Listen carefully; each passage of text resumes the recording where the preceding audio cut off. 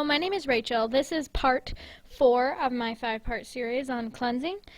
This portion of my series is going to be on mineralization of the body, and also it could be known as acid-alkaline balance or pH balance. So, why is it important to keep a proper pH balance in your body? So, first of all, what is pH? pH stands for potential for hydrogen. So here I've got a slide that shows the ion concentrations on a gradient. So this is, on this side of the screen here, we can see there's a lot of hydrogen positive ions. This is indicating a low pH or acidic pH. So the more hydrogen positive ions that we have in a given fluid, the more acidic it is. Okay? So on the opposite end of the scale is over here we have hydroxyl groups, so OH negative groups. And so when we have a high level of OH negative, a fluid becomes more alkaline and the pH is a lot higher.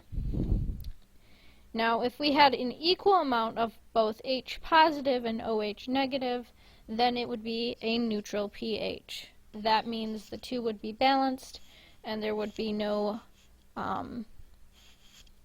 acidic level or alkaline level. It would be neutral. So why do we want to keep a neutral or close to neutral point on the pH scale for the body? Well, it's not as simple as keeping it neutral. I know most people say, yes, the body should be around this range, the 6 or 6.5 range. That is true for certain fluids in the body. But the thing is all the different fluids that go through the body are at different pHs. So, when we're testing the pH, a lot of times we test the urine and the saliva. And so typically we want the saliva to be around 6.5. So in that sense it is correct. And typically we want the urine to be slightly more acidic. So it could be under 6 or 5.6 or 5.5. But generally we don't really want it any less than that. The reason that the urine is usually more acidic is to prevent bacteria from invading the urethra and going up to the kidneys. So the pH is there to prevent infection. In the mouth, we have a more alkaline pH just because the enzymes that are in the mouth need that level of pH to be activated. And this is the reason why we have a varying amount of pH throughout our body a lot of times, because in given areas there's certain types of enzymes that require pH range that is specific for them to be activated. So, interestingly enough, sometimes people take digestive enzymes, but if their stomach acid is too low or their duodenum is too acidic and it needs to be more alkaline, then those enzymes really aren't going to do much for them. I thought that was quite interesting to think about, actually. So it's something to be aware of.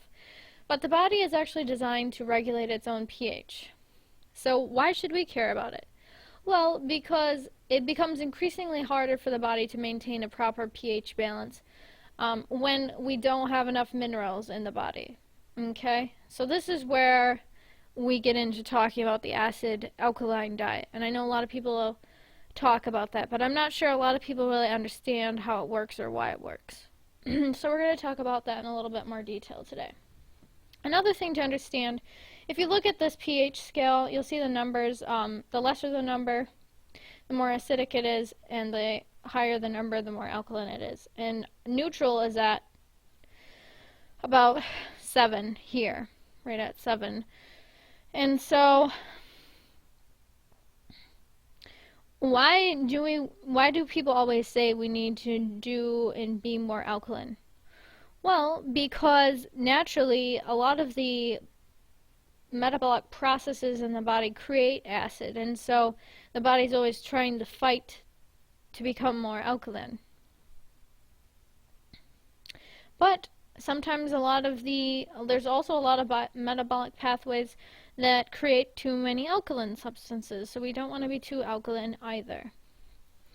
So it's really about this important balance in the body. And the best way to optimize the pH is to make sure that the body has the supplies and nutrients that it needs to do its natural homeostatic balance or function. So let's just go over the digestive system real quick so we can better grasp how the pH works in the body. So the mouth is going to be more alkaline, and moving down the esophagus, also more alkaline. But when we hit the stomach, this is probably the most acidic portion of the body. Hence, there has to be a very thick mucosal lining of the stomach to prevent the acid from burning through the cells. The stomach needs to be very acid to break down the proteins. Okay, so once the stomach's broken down the proteins, and then the food comes down into the duodenum, or small intestine, the first portion of the small intestine. And the first portion of the small intestine is supposed to be fairly alkaline because the liver produces bile, and then the gallbladder excretes the bile into the small intestine. The bile's pH is more alkaline so that it can reverse the acidic food that just came from the stomach, and so that it doesn't damage the small intestinal walls. So then the food travels in the small intestine, then the small intestine kind of gravitates between acidic and then alkaline again, and then it goes into the colon here, and then it comes down here, and then goes out through the rectum there. So as you can see, there's different varying amounts of pH throughout the body. It's important that we have the correct minerals in order to support the pH. For example, if we become low in sodium bicarbonate, then the body starts forming crystals, or the gallbladder starts forming gallstones, or the kidneys may start forming kidney stones. So we need that. And if we're low in sodium as well, like the natural salt from celery, then sometimes the bile will become too acidic, and then it can start causing ulcerations in the duodenum area. Okay. Likewise, if the potassium gets low, this can also result in an acidic condition, as well as if the magnesium gets low, that results in acidic conditions. Also, if the more acidic minerals get low, then what happens is we end up getting way too alkaline. So either way, we need to keep the minerals up so that we have a balance between our acid and alkaline. That's the most important thing to remember from this. So I'm going to show you a little video here on the pH level in the human body. It'll be kind of a nice visual for you and how that all works. So let me just press play here.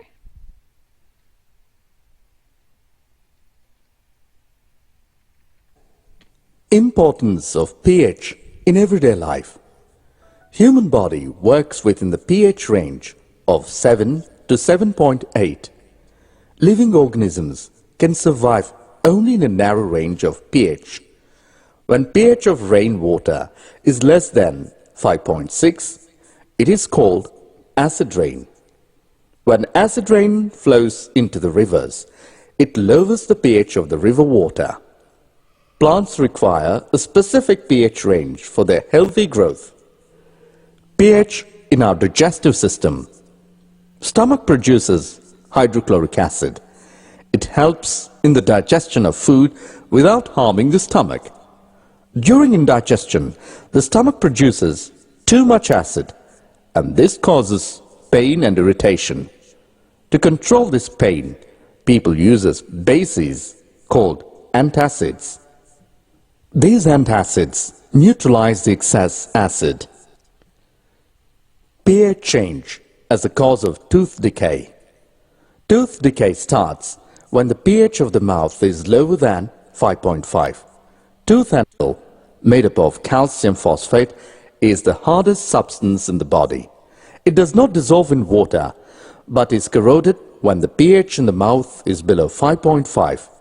Bacteria present in the mouth produce acids by degradation of sugar and food particles remaining in the mouth after eating.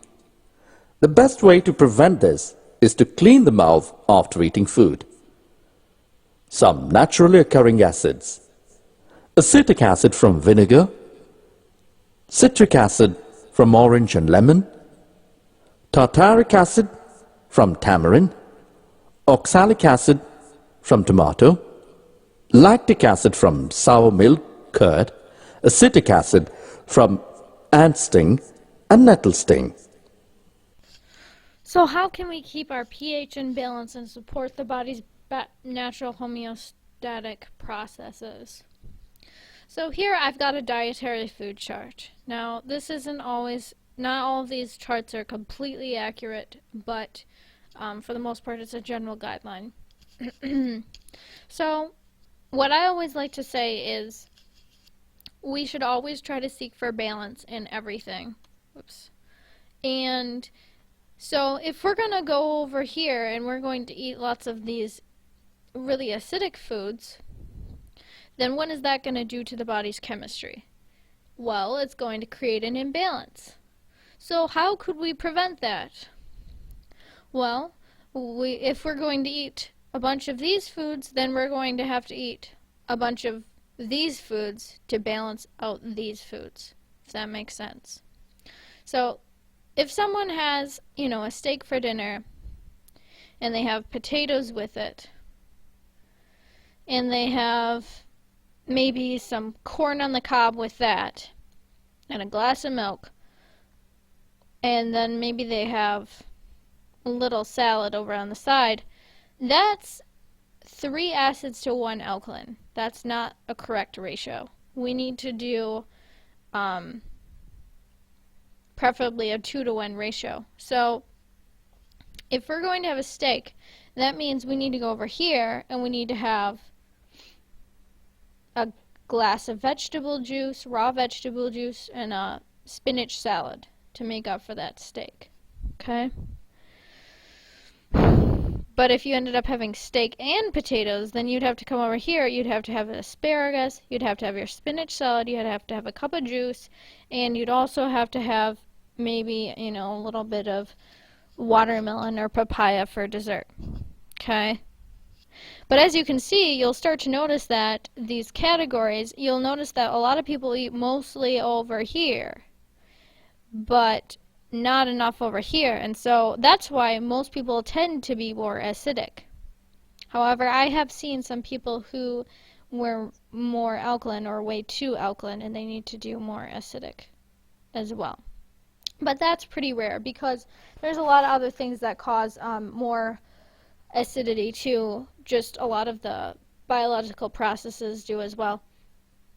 Or another thing too would be like exercising and sweating a lot and then not replenishing the natural alkaline electrolytes that you lose when you sweat. So like that magnesium, the sodium, the potassium, the calcium that you lose when you sweat, then you become more acidic because then the influx of the metabolic byproducts get into your bloodstream. Also, your sweat releases a bunch of those natural electrolytes and leaves you depleted in your alkaline substances.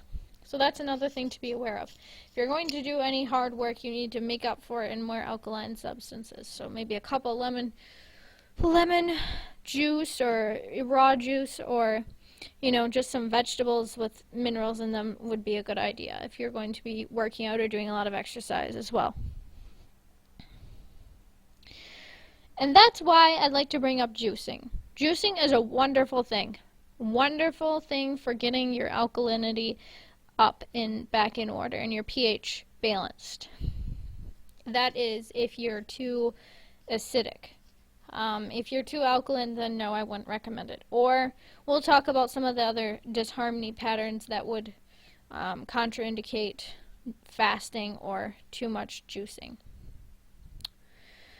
The traditional Chinese say that juice is a very yin substance. So if we have a person who's got a yin deficiency, so someone that has hot flashes, that would be a yin deficiency, then juicing would be an excellent thing for them. Or if we got someone who's got liver yang rising, so liver heat burning, then juicing would be an excellent thing for them as well. A lot of those symptoms would be headaches, dry mouth, ulcers, maybe even IBS symptoms. So that sort of thing would be an indication for juicing. A lot of those heat conditions, those toxic condition disharmony states, is when we'd want to use juicing. Some things that juicing can do for you. So I like juicing because it provides the body with a high amount of plant-based vitamins and minerals, which we need to support the body's homeostatic processes. Also, juicing is an easy assimilated substance for those who have diminished digestive functions. And juicing helps cleanse the liver, kidneys, and bowels. And it does a good job in reducing acidity in the body, and it may increase energy if someone has been too acidic and deficient in minerals. Here are some general guidelines for juicing. So when you're juicing, you should always use organic vegetables and fruits, because if you're not, then you're probably going to get a lot of pesticides, herbicide residues in your juice, and we don't want that because it'll be a very absorbable form of those, because we don't have the fiber there to block that absorption. Also, try to always soak the ingredients in a vinegar solution for about 10 minutes to remove toxins. And always add a little bit of spice to the juice to promote digestion and absorption and combat the coldness of the juice. Okay, because the coldness will constrict the digestion, and we don't want to deplete the digestive forces. So it's important that we add a little bit of something warming in order to balance out that cooling effect. Number 4, always dilute or drink juices in small quantities at a time to prevent blood sugar dysregulation. So juice, because it's such a strong concentrated form of minerals, and it doesn't have that fiber there to create a slower influx of energy, we should try to dilute the juice and drink it slowly so that it doesn't set our blood sugar awry. So there are some precautions and contraindications you should be aware of juicing. We kind of mentioned them a little bit earlier, but we'll go over them now in a little bit more detail. So you might be wondering why I have a bunch of pictures of tongues here. These are actually contraindications for juicing. Okay, so someone with a thick swollen tongue that's pale should not do any juice fasting. They could do a small amount of juice with some warm, nurturing foods like a soup or soup broth, but for the most part they should try to stay away from cool, damp foods that are too yin for this already yin body here. These people are yang deficient, so we need to focus on more yang foods with them. The same goes for this person. Their tongue's really swollen, they're really pale, and they should try to stay away from that. This tongue here, if you notice, is still pretty moist. Okay, these tongues you can also see are pretty moist, so is this one. Although this one we've got some redness on the tip, the redness on the sides. So this person, it might be okay actually for them to do some juice to cool down some of that toxic heat there. Here's some other really disgusting pictures of tongue. These are more suitable for fasting and juicing. So as you can see, there's a yellow tone to this tongue. There's a bunch of these red corpuscles here. Those are showing that there's some toxic level in the blood we need to focus on getting rid of through fasting and cooling down the blood and juicing. This is a good example of the liver yang rising. This one also is the same thing. All that yellow there is showing that the lower burners, like the kidneys and the bowels, are backed up. So we need to get some juice in there, some minerals in there, so that we can help the body eliminate and get those minerals up and help cool that blood down. See how red that tongue is. This one here, same goes for this one. There's that yellow tone in the back. There's actually some stomach digestive deficiencies here, so that's showing that the body's having a hard time absorbing minerals. So the juicing would be excellent for this person to get their minerals up. Next, we have some nice recipes for juicing and specific problems that someone may have. This is one of my favorite juicing recipes. It's called the Mean Green Juice from the movie The Fat, Sick, and Nearly Dead. This one has the apples, the celery, the cucumber, the ginger, the kale, the lemon. It's really good for so many different things, and it tastes wonderful. It has a lot of natural sodium in it, so if you've got problems with gallstones, kidney stones, any kind of stones, or high blood pressure, anxiety, liver disease, this would be great. This is going to really cool the liver down. It's going to really mineralize that body. Great juice. This is a good everyday juice. The next one here is one specifically for the gallbladder stones. The other one that I just showed you is also good, but this one's specifically formulated for gallbladder stones. It's got the really high sodium nutrients, sodium, potassium nutrients, celery, apple, orange, lemon. You can mix this up in these percentages and drink that as a preventative for gallbladder stones. Or if you have a tendency to get them, I would just drink, a little glass, 8-ounce glass of it daily, and that should be enough to keep you from getting those recurrent attacks. As long as you're staying away from those excessive heating foods, those excessive acidic foods, okay? If you juice just a little bit and you still eat, tons and tons of sugar every day, then obviously this is probably not going to do much for you because you're overwhelming the medicine with toxic substances that, is going to neutralize its effects. This next recipe is juice cleansing for general stress. This is a really good one for dealing with, when you're feeling stressed out. Tomato, celery, cucumber, carrot, parsley, bell pepper, spinach. It tastes lovely. It's like a V8 almost. I do this one a lot just as a general everyday drink. It's really good for the kidneys. Oops. Really good for the kidneys, good for electrolyte balance, getting those minerals up, helping with energy, and it also provides some antioxidants as well. This is a really great recipe for someone who has a tendency for anemic condition, so that's that blood deficiency. So it's got the carrot, the apple, the beetroot, which is really good for blood deficiency, celery, spinach. Spinach is also really good for blood deficiency.